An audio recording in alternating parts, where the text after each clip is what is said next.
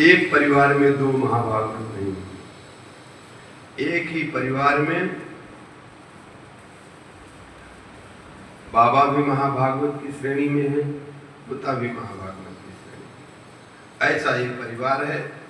इससे शिक्षा लेना चाहिए। चाहे किसी कुल खानदान में हमारा जन्म हो, कितना आसुरी वृत्ति में हमारा जन्म हो, अगर हम ठाकुर की आराधना करेंगे तो ठाकुर निश्चित हमको अपनाएंगे, अपने हृदय से लगाएंगे। बोलिए बावन भगवान की। अब रुद्रमाला नदी के तट पे और एक राजा वहाँ तर्पण कर रहे थे। उनके हाथ में एक छोटी सी मछली आ गई और मछली वाते उनको जल में छोड़ दिया। और मछली कहने लगी, भाई आप ये क्या कर रहे हैं? यहाँ तो बड़ी बड़ी मछलियाँ हैं, हमको खा जाएंगी,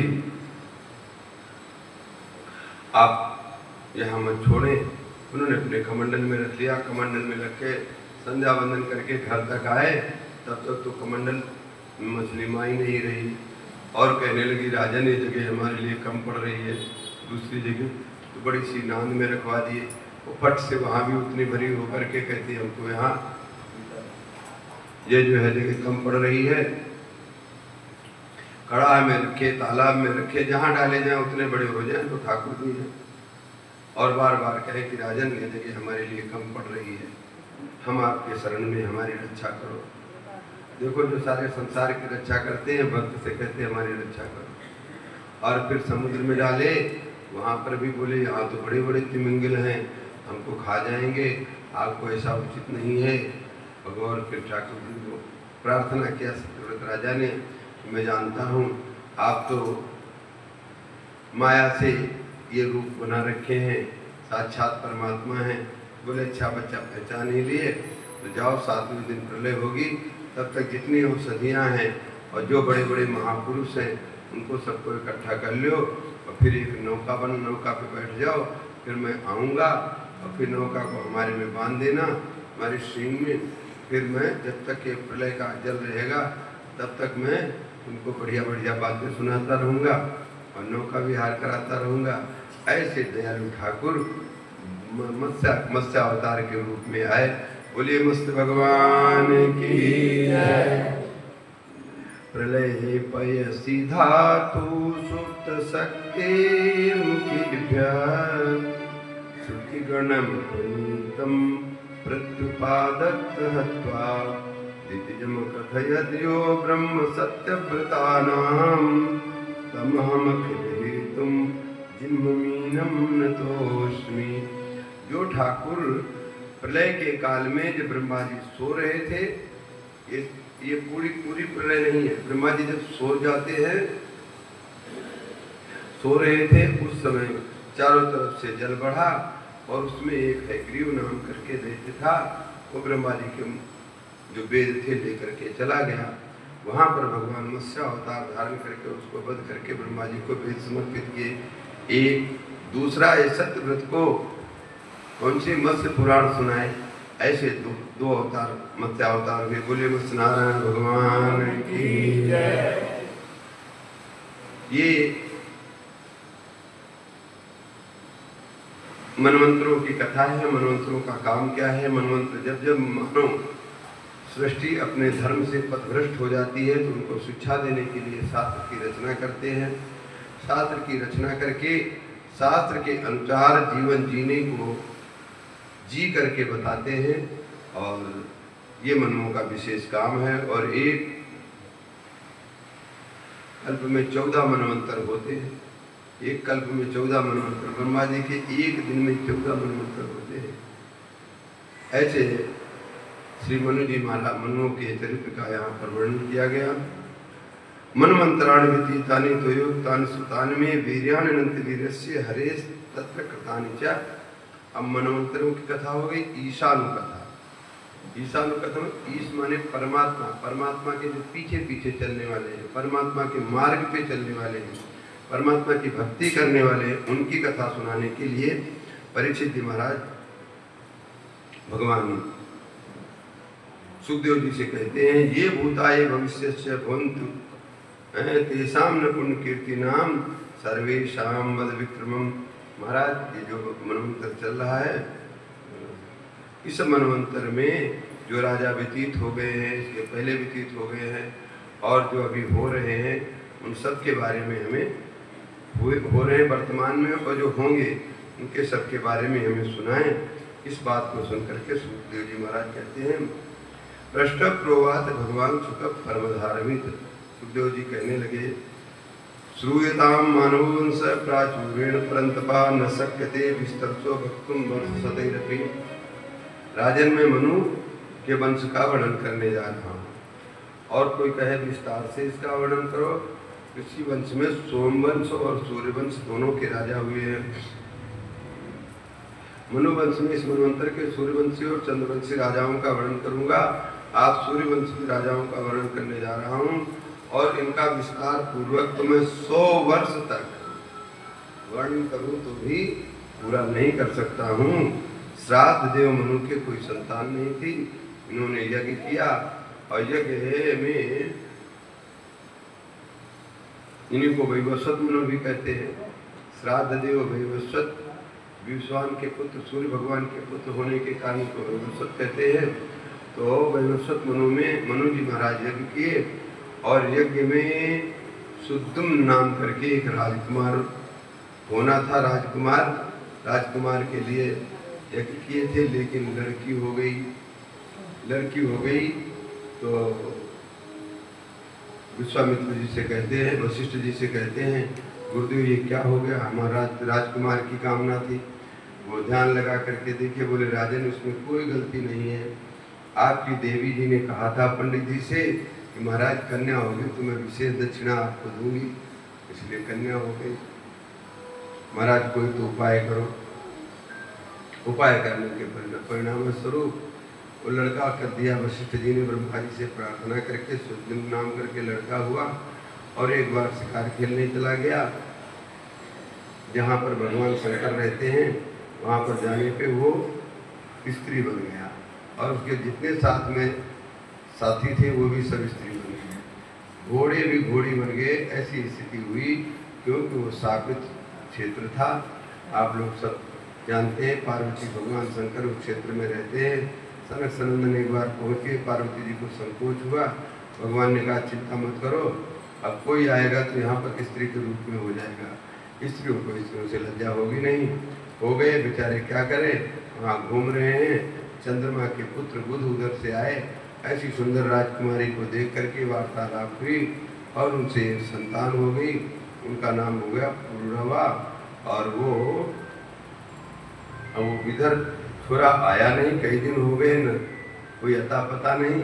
मनु जी महाराज ने वशिष्ठ जी से पूछा, वशिष्ठ जी ने ध्यान लगा करके देखा, ओहो वो तो राजकुमारी बने हुए और थोड़े को खिला रहा है। अब महाराज जी कुछ उपाय करो। उपाय किए, भगवान शंकर से प्रार्थना की। भगवान शंकर ने कहा ठीक है, 1 महीना पुरुष रहेगा, 1 महीना स्त्री रहेगा। बेचारे आए, 1 महीना तो जो है राजकाल करते, और दूसरे महीने में अपना साड़ी वाड़ी पहन करके अंतापुर में रहते। उनको अच्छा लगा नहीं कि यार कैसा जीवन है, कभी स्त्री कभी पुरुष, और अपने बेटे को राज्य दे करके भगवान का भजन करके वो भगवान को प्राप्त हुए। इन्हीं मनु जी के इक्ष्वाकु सर्याति इत्यादि 10 और संतानें हुई फिर बाद में, और उनके वंश का वर्णन किया गया है। वो पुरुरवा को राज्य दे करके, उनसे जो लड़की से हैं, जिनसे वही माँ वही बाप, और वो बेटे को राज्य दे दिया, वो राज्य दे करके चले गए। फिर इक्ष्वाकु सर्याति और यति ययाति इत्यादि दृष्टि करुष, ये सभी राजा हुए, राजकुमार हुए। इनमें प्रसिद्ध नाम करके राजकुमार वशिष्ठ जी की गौओं को चराते थे, और उनसे धोखे में गाय की हत्या हो गई। क्या हुआ, बरसात हो रही थी, गाय बैठी थी, सिंह ने आक्रमण किया।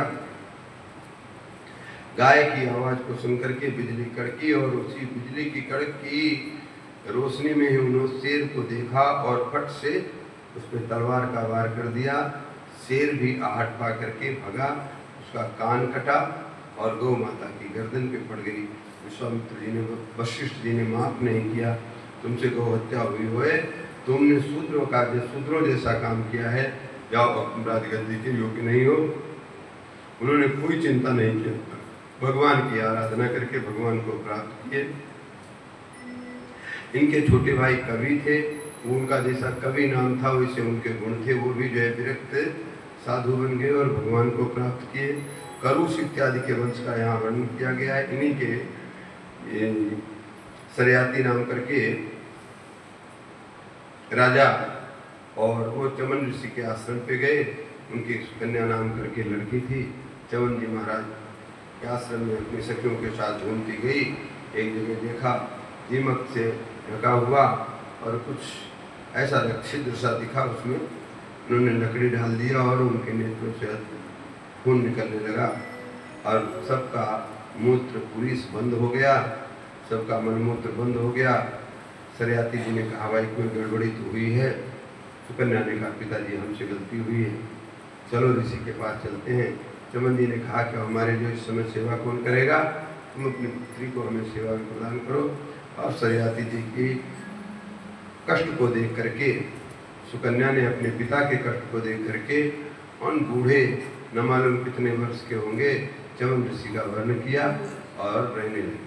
हमारे संत जन कहते हैं कि प्रत्यक्ष देखा जाता है, बेटा बंबई में होगा और अमेरिका में होगा तो शायद नहीं आवे, परंतु बेटी होगी और ये सुन लेगी कि पिताजी बीमार हैं तो चलो फटाफट संभालने के लिए चली जाएगी और दामाद को भी लेकर के आ जाएगी, चलो पिताजी बीमार हैं।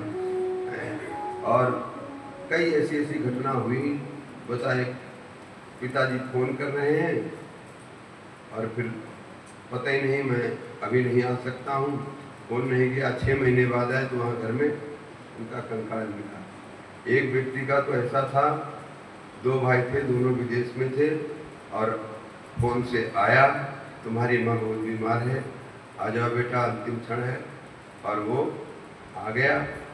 एक बेटा आया, बोले वो नहीं आया छोटा वाला, बोले तुम चले जाओ पिताजी के, मैं माँ के चला जाऊँ। ये सत्य घटनाएं हैं। इसलिए कन्या का जितना महत्व है, महात्म दिया, इसलिए कन्या को हमारे कन्यादानम महदानम, कन्यादान से बढ़कर के कोई दान नहीं है। उससे बढ़कर के अगर किसी दान की परिगणना की गई है तो विद्यादान की गई है, और विद्यादान से भी कन्या के दान की समता की गई है। कन्या से जो संतति प्राप्त होगी उससे कितना लोक मंगल होगा, परंतु जब हम संस्कारों के साथ चलेंगे तभी ये बात बनेगी। हम संस्कारों को छोड़ करके मनमानी व्यवहार करेंगे तो शायद फिर कौन धुंधकारी आएगा कि कौन आएगा, किसी की गारंटी नहीं। शास्त्र लेते हैं, शास्त्र गारंटी लेते हैं, जो शास्त्र के विधान से चलता है उसको सत्संतान की प्राप्ति होती है। बोले श्री सीतारामचंद्र भगवान की जय। इस प्रकार से अब इन्हीं के वंश में इनके नभग सरयाती की कथा होगी। नभग भी श्राद्धदेव मनु के पुत्र हैं और नभग के नाभाग हुए। ये 4 भाई थे और चारों भाई, 3 भाई तो घर में रह गए, वो पढ़ करके पहले आ गए, छोटे वाले अध्ययन के लिए गए थे। और वो वहाँ से आते हैं तो इधर सारे तीनों भाइयों ने संपत्ति का बंटवारा कर लिया। बंटवारा करने के बाद नाभाग जी कहते हैं पिताजी, भाइयों से कहते भैया हमारा हिस्सा कहाँ है? बोले तुम्हारे हिस्सा में पिताजी है ना, पिताजी की सेवा करो, मस्त रहो। कुछ नहीं बोले और पितृ सेवा में लग गए। पिताजी को चिंता होगी, इसका कुछ, उसके लिए भी कुछ व्यवस्था होना चाहिए। ये माता पिता का, प्रत्येक माता पिता धर्म नहीं समझते हैं, अपना कर्तव्य समझते हैं और माता पिता के इस भाव को, जय चित्रकूट बिहारी भगवान की जय। चित्रकूट की याद दिला दी, अभी चित्रकूट से आ रही सीधी गए थे तो सुकन्या श्री राम जी उनका चमन जी महाराज के पास रहने लगी। क्यों? पिता का संकट टल जाए, नहीं तो सारा जो है मामला गड़बड़ हो जाएगा। अपने को न्यौछावर कर दी। और एक दिन सरयाती जी के मन में आया, चलो बूढ़े बाबा जी को संभला करके आया था, देखो बेटी का क्या समाचार है।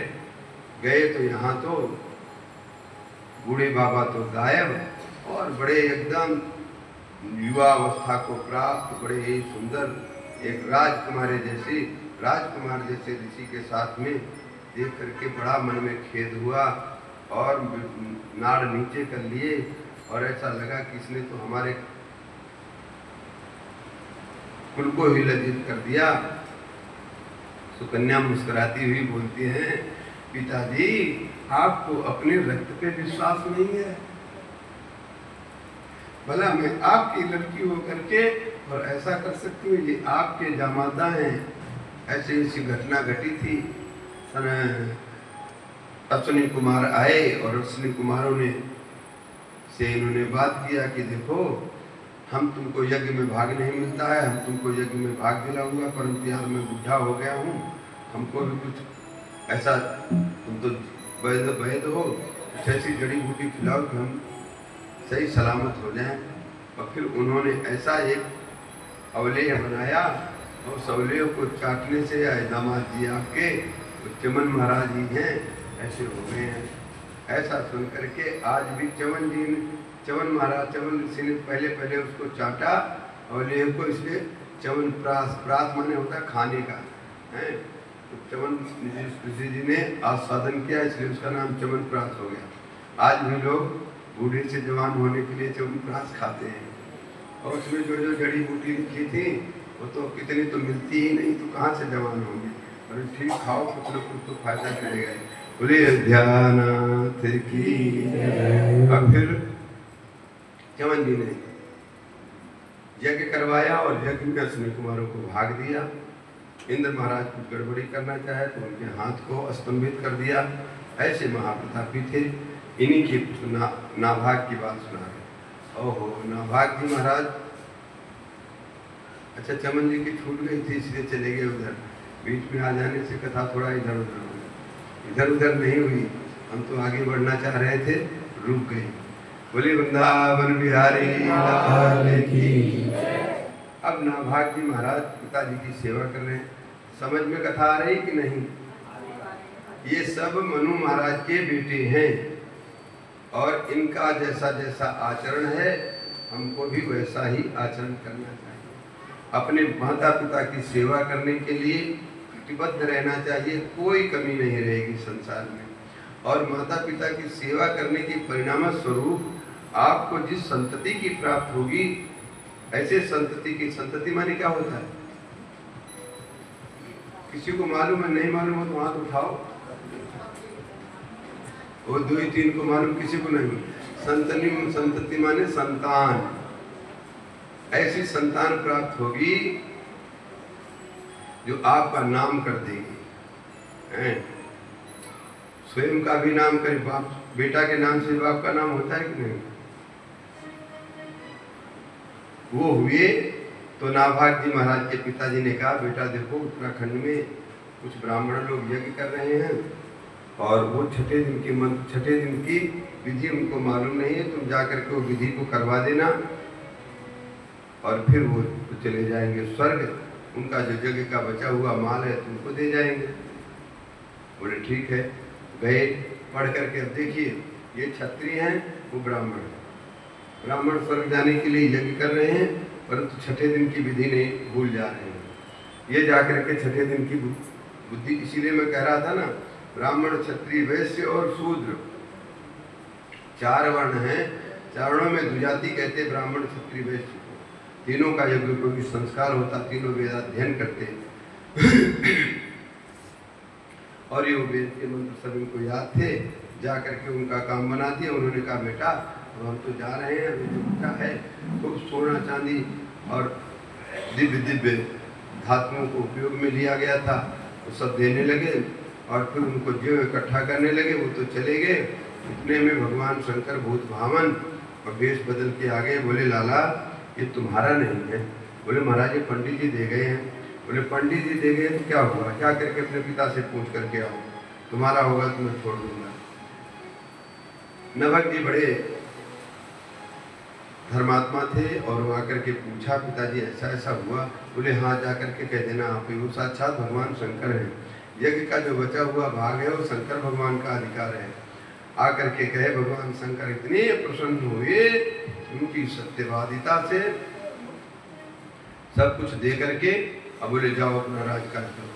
आकर के बड़े भारी चक्रवर्ती राजा हुए, उनके पुत्र भी चक्रवर्ती हुए, उनका नाम हुआ अम्बरीश। बोलिए अम्बरीश जी महाराज। ये तो सच है कि भगवान है मगर फिर भी अनजान है।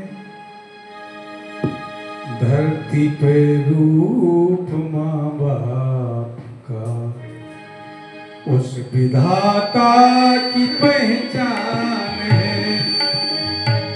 ये तो सच है कि भगवान है मगर फिर भी अनजान है।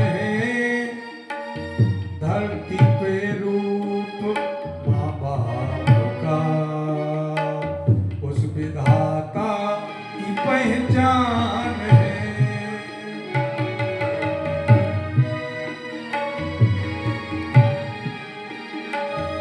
जन्मदाता है जो नाम जिनसे मिला, थाम कर जिनकी उंगली है बचपन चला। कंधे पर बैठ के जिनके देखा जहां, प्यार जिनके मिला क्या बुरा क्या भला। इतने उपकार है क्या कहें माँ बाप के, इतने उपकार है क्या कहें। ये बताना नया आसान है। धरती पे रूप माँ बाप का उस माता की पहचान है। ये तो सच है कि भगवान है मगर फिर भी अनजान है। धरती पे रूप माँ बाप का उस विधाता की पहचान। बोले श्री अयोध्यानाथ की जय।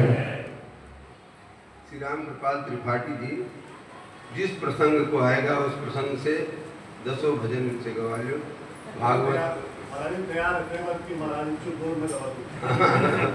तो इसीलिए हमको इनको बुलाने में सुविधा रहती है। हमको कुछ पुस्तक नहीं देखना पड़ता कि ये भजन गाया जाए वो भजन गाया जाए, रखता ही नहीं है।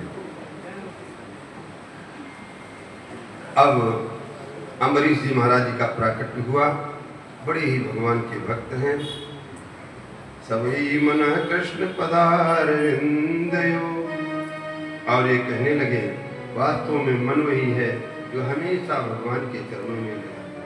हाथों का काम है ठाकुर जी के मंदिर में झाड़ू बहारू करते रहे और चरण राम तीर्थ चल्याही। सभी इंद्रियों का विनियोग प्राणम तस्मात् सरोज सौरभे। श्वास चलती है ना, इस श्वास में अगर सुगंध आवे, ठाकुर जी के चरणों पे चढ़ी हुई तुलसी पुष्प की सुगंध आनी चाहिए, इसके अलावा कुछ नहीं आना चाहिए। गृहीषु दारेषु सुतेषु बंधुषु, घर में परिवार में बेटा बहू सब में एकमात्र भगवान की दृष्टि रखते हुए और दुर्लभा नाम सिद्धा नाम कुंदहरि पश्यतः, ऐसा भाव बना है सिद्धों को जो दुर्लभ है उनके हृदय में हमेशा ठाकुर जी के दर्शन हो रहे हैं। ये भक्ति का प्रभाव है। ऐसे करते हुए ये चल रहे हैं। एक दिन के मन में आया यार एकादशी का व्रत तो करते ही थे, परंतु सोचे जो है ऐसे विधान से किया जाए। बिना गृहस्थी में जो कुछ काम किया जाता है बिना पत्नी के साथ में किए वो अधूरा होता है। और अधूरा क्या, और पत्नी के साथ भी रहो और तो पत्नी तो रहे और पत्नी की चोटी से काम नहीं चलेगा। इसलिए आपकी अपनी अपनी चोटी भी होना चाहिए। कर्म बिना चोटी बांधे होता नहीं है, समझ ले, चोटी रख लेना पट्टे। हाँ। जैसे रवि रख रखे हैं। अब हमारे जितने आप देखिए पहले के राजा महाराजा आ रहे, कहीं दूर जाने की जरूरत नहीं। अपनी तीसरी पीढ़ी में आगे देख लिए, जिन्होंने देखा होगा अपने परबाबा को, बाबा की परबाबा, उनकी जरूर इतनी बड़ी चोटी रही होगी। और वहाँ पर पंडित जी को कहना नहीं पड़ता होगा, फट से चोटी बांध करके तैयार रहते थे, क्योंकि को भी सीखा। तो समान सील वाली पत्नी हो, पत्नियां तो बहुत सारी थी, परंतु समान सीला सब अपना, कोई किधर जाने वाले, कोई किधर जाने वाले, अपने खाने पीने मौज मस्ती में लगी रहने वाली। और ये तो भक्ति भाव से ओत प्रेत कि कहीं किसी के जाते नहीं। एक कन्या ने इनकी भक्ति को सुना और उसने कहा कि मैं तो विवाह करूंगा तो ऐसे ही महाभागवत से करूंगी और किसी से करूंगी नहीं। उसका प्रस्ताव आ गया, अमरीश जी ने मना कर दिया। मना करने के बाद उनकी जिद को देख करके बोले हमारे पास ब्याह करने का समय नहीं है, ठाकुर जी की सेवा से फुर्सत नहीं मिलती। उनकी प्रतिज्ञा को देख करके पहले तो कटार तलवार इत्यादि से विवाह हो जाता था, उसके माध्यम से वो पधार गई। अमरीश जी ने उनके लिए बढ़िया भवन का निर्माण करवा दिया और उस भवन में उनका प्रवेश हुआ। वहाँ रह रही हैं और ये अपनी सेवा पूजा में लगे हैं। अब इनको लगा कि हम भी थोड़ा इनकी सेवा को बटाई दी हुई है। प्रातः काल स्नान इत्यादि करने जाते और अपने महल से आकर के फटाफट वहाँ झाड़ू बुहारू लगाना, बढ़िया पात्र ठाकुर जी के पात्र उनको मांझ मूंझ करके यथास्थान सब व्यवस्थित कर देना। सब सारा स्थिति देख करके ठाकुर जी के पास कोई कचरा पट्टी कुछ भी नहीं, वो तो नहा धो के आते तब करते, और यहाँ पहले से सब कुछ नहा धो करके आकर के वो सब कर गई। एक दिन हुआ, 2 दिन हुआ, तीसरे दिन तो पकड़ी गई। अम्बरीश जी ने कहा कौन है महाराज, मैं आपकी अर्धांगिनी हूँ। देवी आपको इतना हमारे ठाकुर की सेवा का शौक है तो चोरी क्यों कर रही हो, हमारी सेवा हमको करने दो, आप अपनी कर लीजिए। अब पतिदेव की आज्ञा मिल गई और बढ़िया नीलम के ठाकुर जी की मूर्ति आ गई और उस मूर्ति को, मूर्ति का साक्षात ठाकुर जी आ गए। ऐसे प्रेमी के जो अनुचर दासानुदास होता है उसके ऊपर ठाकुर जी ज्यादा कृपा करते हैं। और फिर ठाकुर जी पधार गए, उनकी प्रतिष्ठा हुई, बढ़िया मंदिर। अब भोग रात चालू हो गया, खूब बढ़िया चकाचक भोग लगता, समय से आरती होती, खूब बढ़िया भजन होते। अब जहाँ भजन होंगे वहाँ तो सब लोग जाएंगे। अब अमरीश जी के यहाँ दरबार में जाना कम हो गया, रानी साहिबा के तमाम सब लोग जा रहे हैं, खूब उत्सव हो रहे हैं। एक दिन मन में आया भाई क्या चक्कर है, देखिए हम जरा अपने ठाकुर जी को शयन करा करके रानी के महल में पधारे, दबे पैर जाते हैं और वहां पर महारानी तानपुरा लिए हुए, तारा लिए हुए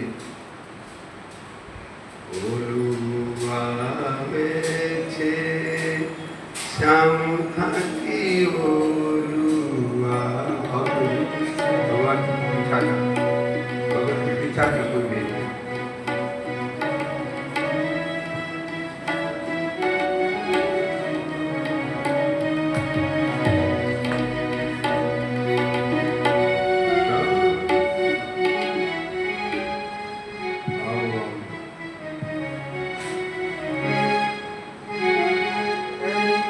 हरिया जाओ, हरिया जाओ, हरिया जाओ, हरिया जाओ।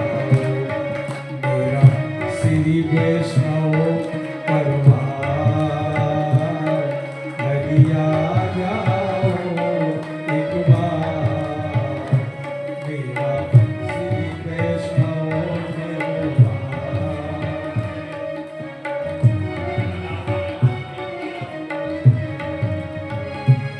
हरि आ जाओ, हरि आ जाओ, हरि आ जाओ, हरि आ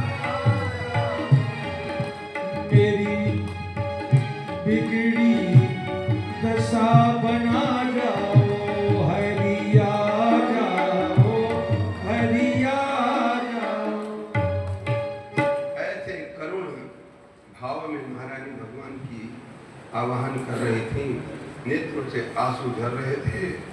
अम्बरीश जी महाराज पहुंचे, उनकी इस दशा को देख करके उनकी आहट पा करके महारानी फट से आंख खोलती देखी महाराज पधार गए। उठ करके उनका स्वागत करती महाराज ने कहा कि कोई स्वागत की आवश्यकता नहीं देवी, आप जिस भाव में थे उसी भाव में रात भर भगवान नाम का संकीर्तन होता रहा, भगवान के भजन होते रहे और दोनों के अश्रु धारा प्रवाह अश्रुपात हो रहे थे। इस आनंद को लेकर के अम्बरीश जी महाराज आए और सोचा इन्हीं के साथ हम एकादशी का व्रत किया जाए। उनको एकादशी व्रत के लिए एक भक्ता रानी के आने से तो सभी रानियां भक्त हो गई और एकादशी का व्रत कर रहे हैं। साल भर का विशेष नियम लेकर के व्रत करना, वैसे तो एकादशी यावत जीवन करना चाहिए और जब से हो संभाले तब से करना चाहिए। वैष्णव के लिए एकादशी का व्रत सबसे बड़ा व्रत है। करने लगे। एक दिन दुर्वासा एकादशी का दिन था, एकादशी का व्रत हुआ। पारायण के दिवस पे दुर्वासा जी महाराज पधार गए और अम्बरीश जी ने उनका स्वागत सत्कार किया। राजन, आज हम पारायण नहीं कहूँगा, गुरुदेव अहो भाग्य, आप जैसे 10,000 दिव्य महात्मा जहाँ पधार जाए तो क्या बात है, हमारा अहो भाग्य, हमारे पितर तृप्त हुए। इस प्रकार से उनकी स्तुति करके और महाराज ने कहा ठीक है मैं संध्या वंदन करके आता हूँ और चले गए। जमुना जी में स्नान कर रहे हैं, संध्या वंदन कर रहे हैं। कालातीत हो गया, काल हो रहा है, समय व्यतीत होता जा रहा है, पारायण का बिल्कुल समय नजदीक आ गया। ब्राह्मणों से पूछे महाराज क्या करूं, अब बिना गुरु जी को जिमाए अगर अपन कुछ भी पारायण करते हैं तो बात उल्टी पड़ जाएगी, क्योंकि वो अग्रभुक है। गृहस्थों के यहाँ जिनको हम निमंत्रण दें, जिन ब्राह्मण प्रसादों को दें, तो पहले उनको जिमा करके तब जीना चाहिए। और ऐसे महापुरुषों के कहने क्या है, तो ब्राह्मणों ने कहा कि राजन ऐसा है, जल से पारायण कर लीजिए, इसमें असितम अनसितम दोनों हो जाएगा, कुछ खाया भी नहीं और पारायण भी हो गया। इसका मतलब निर्जला एकादशी थी। भगवान का चरणोदक ले लिए। दुर्वासा जी महाराज आए, उन्होंने भी देखा पारायण का समय हो गया, राजन हमसे अतिक्रमण हो गया पारायण का, तो आपका तो पारायण ही खंडित हो गया। पारायण उन्होंने कहा महाराज ने आपकी कृपा से कर लिया है। अब गुस्सा व्यक्ति कुछ नहीं सोचता कैसे किया, पूछने का अवसर ही नहीं दिए। अब पट से जटा उखाड़े और प्रकट किए। कृत्या जो है अम्बरीश को जलाने के लिए दौड़ी, तो महाराज सुदर्शन चक्र तो पहले से पहरे में लगा था, उसने कृत्या को जलाया। फिर दुर्वासा जी के पीछे पीछे चलने लगा। अब दुर्वासा जी भग रहे हैं। यहाँ लिखा है दिशो नभा क्षमा विवरान, आकाश पाताल सब जगह, कहीं इस गुफा में गए, कहीं उस गुफा में गए, ब्रह्मलोक शिवपुर अजलोका सब जगह। ब्रह्मा जी के यहाँ, भगवान शंकर के यहाँ इंद्रलोक, किसी ने रोका नहीं महाराज, इससे हमें बचा सकता हूँ। जहाँ जिनका ये है उन्हीं के पास जाओ। विष्णु भगवान के पास गए, महाराज क्षमा रक्षा करें रक्षा करें। बोले रक्षा में करने वाला कुछ नहीं है हूँ, ये तो जिसको दिया है उसी के पास जाओ। अम्बरीश जी के पास आए, अम्बरीश जी के चरणों में नमन करने के लिए साष्टांग दंडवत करने। अरे महाराज जी क्या कर रहे हो, और आप तो हमारे पर बड़ा भारी अनर्थ हो जाएगा, आप ऐसा मत करें। और फिर तुरंत जो है चक्र सुदर्शन की प्रार्थना करने लगे। अगर हमने कुछ भी अच्छा काम किया है, भगवान के चरणों की भक्ति किया है, कुछ भी दान दिया है, कुछ भी सत्कर्म किया है, तो सारे सत्कर्म का फल यही होगा कि आप इनको विप्रो भवित विज्वरा, इनका कष्ट समाप्त हो जाए। और इस प्रकार प्रार्थना करने से सुदर्शन चक्र शांत हो गए। अब तो महाराज दुर्वासा जी ने भगवान की अम्बरीश जी की और भगवान के भक्तों की बड़ी भारी महिमा का गान किया। अहो अनंत दासा नाम महात्म दृष्ट मध्य में राजन मंगलानि समीह से। अहो अहो कितनी विलक्षण बात है, जिसका हम अहित करना चाह रहे थे, जिस व्यक्ति को हम मारना चाह रहे थे, वो व्यक्ति हमारे मंगल की कामना कर रहा है। ये हमारे ठाकुर जी के भक्तों का, ये वैष्णवों का धर्म है। इसीलिए और इस प्रकार से उन्होंने प्रार्थना किया, फिर पारायण किया। जब तक साल भर हो गया, इकट्ठे ही साल भर की एकादशियाँ हो गई, और इकट्ठे सारे दिनों की एकादशियां हो गई। 1 साल तक दुर्वासा जी इधर उधर घूमते। इत्येवं पुण्यमाख्यानम अम्बरीशस्य भूपते संकीर्तन ध्यान भक्तो भगवती भवे। इस प्रकार से जो भी व्यक्ति हरे गोपाल